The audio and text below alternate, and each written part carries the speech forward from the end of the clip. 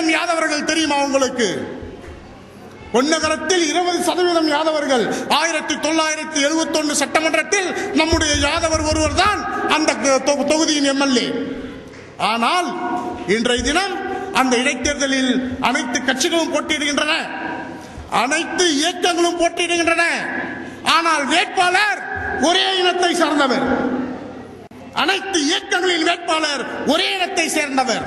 ஏனென்றால் அந்த இனத்தின் வலிமை, அந்த இனத்தின் ஒற்றுமை. இதே நிலைமை உலகில் ஏற்பட்டது.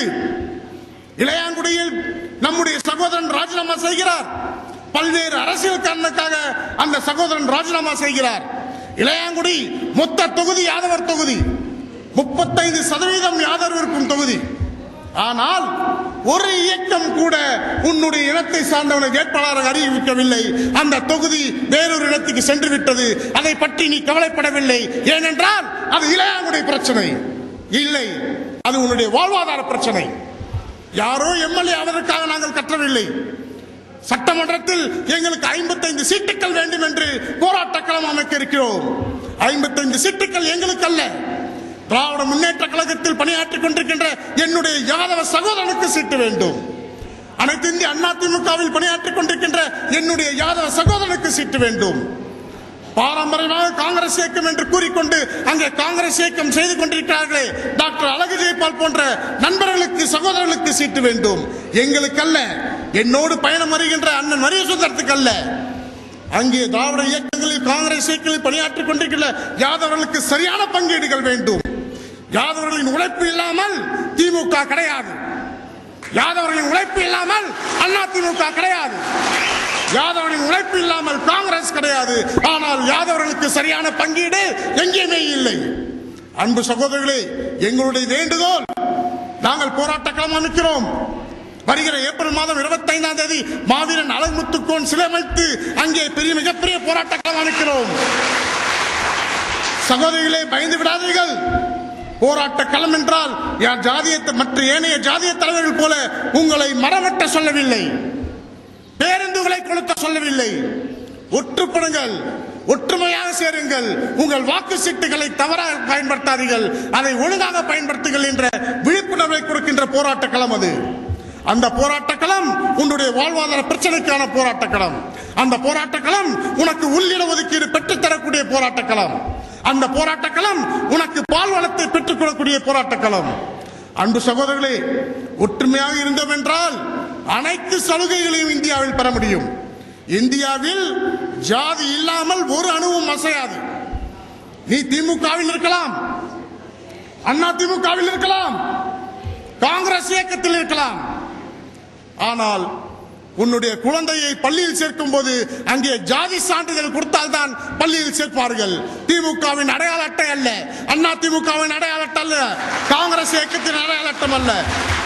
உன்னுடைய குழந்தை உயர்கல்விக்கு செல்கிறது என்றால் உன்னுடைய இனத்திற்கு எத்தனை சீட்டு, உன்னுடைய இனத்துக்கு எத்தனை சதவீதம் கொடுக்கப்பட்டிருக்கிறதோ அத்தனை தான் கிடைக்கும். உன்னுடைய மக்கள் தொகைக்கு ஏற்ப கிடைக்காது. உன்னுடைய திமுகவின் அடையாள அட்டைக்காக சீட்டு கிடைக்காது. உன்னுடைய அண்ணா திமுகவின் ஒன்றிய செயலை பதவிக்காக கிடைக்காது.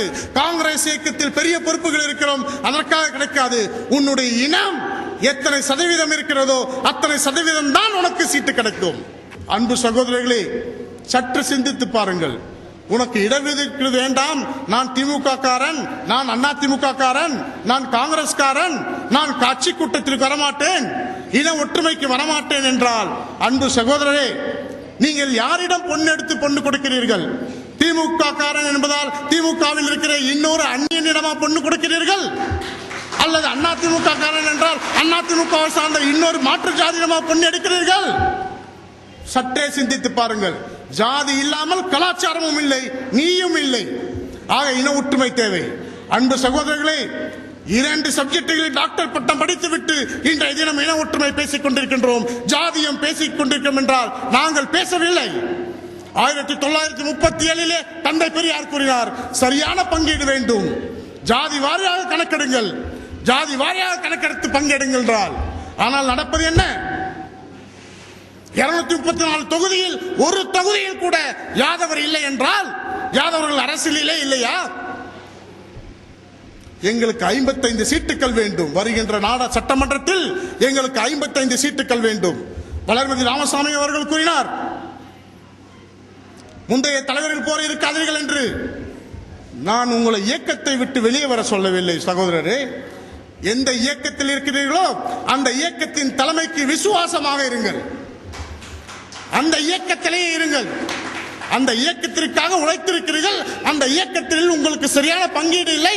அதை கேட்க வந்திருக்கிறோம். நாங்கள் அதை விழிப்புணர்வு கொடுக்க வந்திருக்கிறோம். உங்களை எல்லாம் கூட்டம் சேர்த்து ஒரு சீட்டுக்கோ 2 சீட்டோ விற்பதற்கு அல்ல, அரசியல் அங்கீகாரம் பெறுவதற்காக, அரசியல் விடுதலை பெறுவதற்காக. ஒரு எம்எல்ஏ இருந்தால் நிச்சயம் நமக்கு இடஒதுக்கீடு கிடைக்காது. ஒரு எம்எல்ஏ இருந்தால் நிச்சயம் நம்முடைய இழந்துவிட்ட பால்வளத்தை பெற முடியாது. ஆகவே அனைத்து கிராமங்களிலும் நாங்கள் மக்களை சந்தித்து விழிப்புணர்வு கொடுத்துக் கொண்டிருக்கின்றோம். வருகின்ற ஏப்ரல் மாதம் 25ஆம் தேதி அனைவரும் வாருங்கள், போராட்ட களம் அமைப்போம். அங்கே அனைத்து இயக்க தலைவர்களையும் நாங்கள் அழைத்திருக்கிறோம். அனைத்து யாதவ தலைவர்களையும் அழைத்துக் கொண்டிருக்கிறோம். அனைவரும் வருவார்கள். அனைத்து இயக்க தலைவரும் வருவார்கள். அங்கே லட்சோப லட்சம் கூடுகின்ற மக்களிடமிருந்து நாம் வேண்டுகோள் வைப்போம். நமக்கு தேவை குறைந்தது ஒவ்வொரு இயக்கத்திலிருந்து 25 சீட்டுகள். ஒவ்வொரு இயக்கத்திலிருந்தும் 25 சீட்டுகளை யாதவர்களுக்கு ஒதுக்க வேண்டும். எங்களுக்கு அல்ல. உனக்கு ஆண்டாண்டு காலமாக கட் அவுட் வைத்துக் கொண்டிருக்கிறான யாதவ சகோதரன், அவனுக்காக கேட்கிறோம். அதே நேரத்தில் உங்களுக்கெல்லாம் ஒரு வேண்டுகோள். நம்முடைய போராட்ட களம் வெற்றி பெற்று அனைத்து இயக்கங்களும் நமக்கு உரிய பங்கை கொடுக்கும் பொழுது உன்னுடைய தொகுதியில் யாதவன் ஒருவன் நிறுத்தப்பட்டால் நீ மாற்றுக் கட்சியை சார்ந்த நண்பர்களாக இருக்கலாம். ஆனால் இந்த முறை கட்சி பார்க்காமல் யாதவர்களுக்கு வாய்ப்பளிங்கள். அனைவரும் யாதவர்களுக்கு வாய்ப்பளிக்க வேண்டும். நீ கட்சியில் எந்த பொறுப்பில் வேணாலும் இருங்கள், அதை பற்றி எங்களுக்கு கவலை இல்லை. உன்னுடைய தொகுதியில் யாதவன் ஒருவன் எந்த கட்சி சார்பாவது நிறுத்தப்பட்டால் அங்கே நீங்கள் யாதவரை மட்டும்தான் வாய்ப்பளிக்க வேண்டும். ஒருவேளை திராவிட இயக்கங்கள் புறக்கணித்தால் அங்கே மாவீரன் சிலை அமைத்து, அங்கே போராட்ட களம் அமைத்து அமைதியான ஒரு அறப்போராட்டம் நடத்திய பிறகும், கிராமந்தோறும் விழிப்புணர்வு கொடுத்த பிறகும், அனைத்து மக்களும் ஒற்றுமையாக விழிப்புணர்வோடு இருந்த பிறகும் திராவிட இயக்கங்கள் மீண்டும் நம்மை புறக்கணித்து 1 சீட்டோ 2 சீட்டோ கொடுத்தால் அதை பிச்சை எடுத்து வருகின்ற அந்த இன துரோகியை முதலில் அவன் வீட்டை முற்றுகையிட்டு அதன் பிறகு அந்த தொகுதியில் ஒரு யாதவரும் அவனுக்கு வாக்களிக்க கூடாது என்ற பிரச்சாரத்தை முடிக்கிவிட்டு அதன் பிறகு தமிழகம் முழுவதும் ஒரு தொகுதியில் கூட யாதவர்கள் எந்த இயக்கத்திற்கும் வாக்களிக்காமல் 49 ஓ பத்திரத்தில் நீங்கள் வாக்களிக்க வேண்டும். எங்களுக்கு கேட்கவில்லை வாக்குகள். இன விடுதலைக்காக கேட்கிறோம். இனம் அழிந்துவிடக் கூடாது என்ற பயத்திற்காக கேட்கிறோம். எனக்கு வேண்டாம் இடஒதுக்கீடு. டாக்டர் அழகு ஜெயபாலுக்கு வேண்டாம் இடஒதுக்கீடு. ஆனால் வாரிசுகளுக்கு வேண்டும். 500 ஆண்டுகளுக்கு பிறகு இந்த புதிய வெப்பமயமாதலை தடுக்க வேண்டும் என்று பயத்தோடு அனைத்து உலக தலைவர்களும் கூறுகிறார்களே, கோபகன் மாநாட்டில் கூறினார்களே. இன்றைக்கு என்ன ஆயிற்று அந்த பூமிக்கு? இந்த பூமி நன்றாக தான் இருக்கிறது. ஆனால் டாக்டர் மன்மோகன் சிங்கும் மரியாதைக்குரிய ஒபாமாவுக்கும் பயம். 500 ஆண்டுகளுக்கு பிறகு வர இருக்கின்ற வாரிசுகள் நம்மை போல அமைதியாக இருக்க வேண்டும் என்ற பயம். அதே பயம்தான் எனக்கு. என்னுடைய இனம் அழிந்துவிடக் கூடாது. எனக்கு இன்று இடஒதுக்கீடு வேண்டாம். என்னுடைய வாரிசுக்கு இடஒதுக்கீடு நிச்சயம் வேண்டாம்.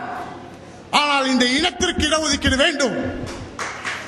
இந்த இனம் இடஒதுக்கீடு கிடைத்தால்தான் இந்த இனம் வாழ்வு பெறும். அன்பு சகோதரர்களே, அத்தனை புராணங்களிலும் ஒரே